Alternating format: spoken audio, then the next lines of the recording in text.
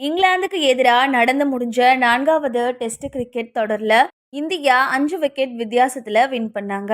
அதனால 3-1 கணக்கில் ஆரம்பத்திலேயே தொடரை கைப்பற்றி இங்கிலாந்துக்கு தக்க பதிலடி கொடுத்திருக்க இந்தியா கடந்த 12 வருஷங்களா சொந்த மண்ணில் உலகத்தோட எந்த அணிக்கிட்டையும் தோற்காம இருந்து வர்ற வெற்றி சரித்திரத்தை தக்க வச்சுக்கிட்டாங்க. முன்னதா ராஞ்சியில் நடந்த 4வது போட்டியில் ஃபர்ஸ்ட் பேட்டிங் செஞ்ச இங்கிலாந்து 353 ரன்ஸ் எடுத்தாங்க. ஆனா அதுக்கப்புறம் களமிறங்கின இந்தியா ஜெய்ஸ்வால் 73 ரன்ஸ் எடுத்தும் மற்ற பிளேயர்ஸ் கை கொடுக்க தவறினதால 7 விக்கெட்ஸுக்கு 177 அப்படின்னு தடுமாறினாங்க. அப்போ 300 ரன்ஸ் கூட தாண்டாது அப்படின்னு எதிர்பார்க்கப்பட்ட இந்தியாவை குல்தீப் யாதவோட ஜோடி சேர்ந்து விளையாடின துருவ் ஜுரேல் 90 ரன்ஸ் அடிச்சு காப்பாத்தினாரு.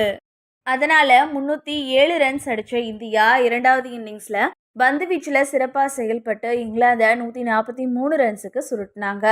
இறுதியில 192 ரன்ஸை சேசிங் செஞ்சப்பவும் ரோஹித் சர்மா, ஜெய்ஸ்வால் போன்ற பிளேயர்ஸ் நல்ல துவக்கத்தை கொடுத்தாங்க. ஆனா ரஜத் படிடார், ஜடேஜா, சர்ஃபராஸ் கான் போன்ற பிளேயர்ஸ் சொற்ப ரன்ஸ்ல அவுட் ஆகி ஏமாற்றத்தை கொடுத்ததால இந்தியாவோட வெற்றி கேள்விக்குறியாச்சு. இருந்தாலும் அப்போ சுப்மன் கில்லோட சேர்ந்து பதறாம விளையாடின ஜுரேல் 39 ரன்ஸ் அடிச்சு இந்தியாவை வெற்றி பெற வச்சு ஆட்டநாயகன் விருது வின் பண்ணாரு. இந்த நிலைமையில தன்னோட உத்தரப்பிரதேச மாநிலத்தை சேர்ந்த துருவ் ஜுரேலோட சேர்ந்து இதுக்கு முன்னாடி சில உள்ளூர் போட்டிகள்ல விளையாடி இருக்கிறதா சுரேஷ் ரெய்னா தெரிவிச்சிருக்காரு. மேலும் இந்தியாவுக்காக இராணுவத்துல பணியாற்றின குடும்பத்தில இருந்து வந்த அவருக்கு தோல்வி பயம் கிடையாது அப்படின்னு பாராட்டுற ரெய்னா இது பத்தி என்ன பேசியிருக்காரு அப்படின்னா, அற்புதமா விளையாடின அவரோட உத்தரப்பிரதேசத்துக்காக நான் சில போட்டிகளில் விளையாடிருக்கேன்.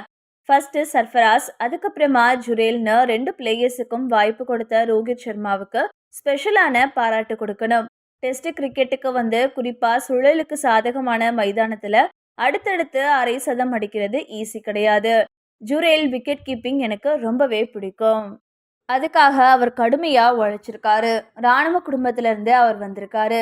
அதனால எங்க இருந்தும் எதையும் தோற்க கூடாது அப்படின்ற பயமற்ற அணுகுமுறை அவர்கிட்ட இருக்கு அப்படின்னு சுரேஷ் ரெய்னா சொல்லியிருந்தாரு.